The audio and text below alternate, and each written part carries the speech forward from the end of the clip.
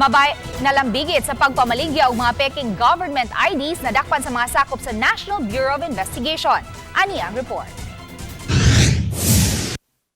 Nag-abot gawa sa Mandaue City Hall ang subject o target nila ug ang nagsilbing posture buyer o nagpakaron ingnon nga customer. Human madayon ang transaksyon, gidakop ang suspect nga giila nga si Gia Henelazo. Nakuha sa iyang posisyon ang non-professional driver's license nga gi-order sa nagpailang customer. Gawas niini, ubay-ubay nga mga Pekeng government identification cards ang nakuha sab gikan kang Henelazo. Base sa mga packaging nga nakuha gikan sa suspect, gituhang gibuhat ang mga Pekeng ID sa Luzon o giship na dinhi sa Sugbo. Matod sa NBI, 1,500 ang pangayo sa non-prof nga lisensya.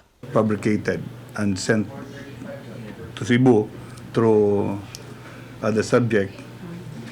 And yon, pagka abot na dire, i-deliver niya. Because part of her offer is to deliver the items on a COD basis, cash on delivery. Gipa-verify pa karon sa NBI ang nakuha nga mga IDs sama sa lisensya ngadto sa LTO mismo nga moay mo certify nga peke kini. Pahimangno sa NBI sa publiko adto ra gyud sa mga government offices mo transact.